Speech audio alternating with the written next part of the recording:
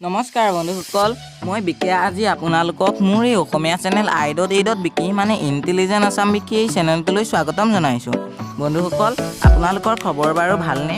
নিশ্চয় আশা কৰিছোঁ ভালেই চাগে। বন্ধুসকল, আহকচোন আজি আমাৰ ভিডিঅ'টো আৰম্ভ কৰোঁ।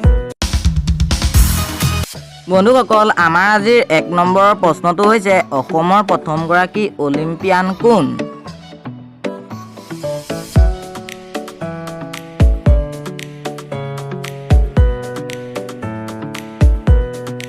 বন্ধুসকল, সেই ব্যক্তিজনৰ নাম হৈছে ডক্টৰ তালিমেৰেন আও। বন্ধুসকল, আপোনালোকে জানেনে বাৰু অসমৰ প্ৰথম জুইশলা কাৰখানাটো ক'ত আছে?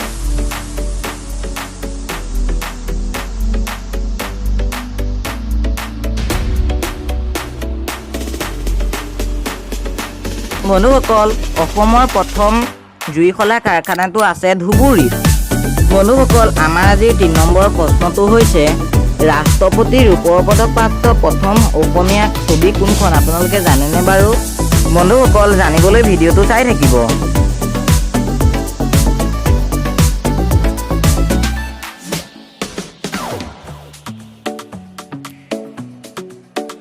বন্ধুসকল, সেই অসমীয়া ছবিখন আছিল ৰঙা পুলিচ। বন্ধুসকল, আপোনালোকে জানেনে বাৰু ৰৌ মাছৰ ইংৰাজী নাম কি? জানিবলৈ ভিডিঅ'টো চাই থাকিব।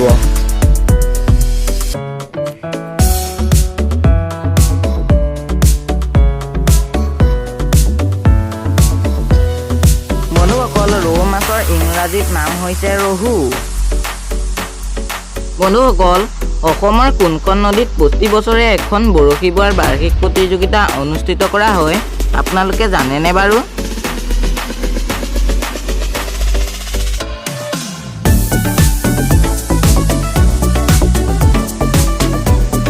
বন্ধুসকল, সেই নদীখন হৈছে জীয়া ভৰলী।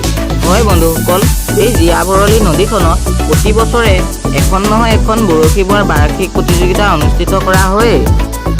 বন্ধুসকল, আপোনালোকে যদি মোৰ এই ভিডিঅ'টো চাই ভাল পালে তেতিয়াহ'লে লাইক এটা কৰি থৈ যাবলৈ নাপাহৰিব।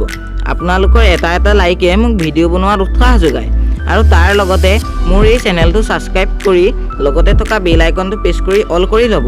তেতিয়া মই দিয়া সকলোসমূহ ভিডিঅ' আপোনালোকে অতি সোনকালে আৰু আগতীয়াকৈ চাবলৈ পাব।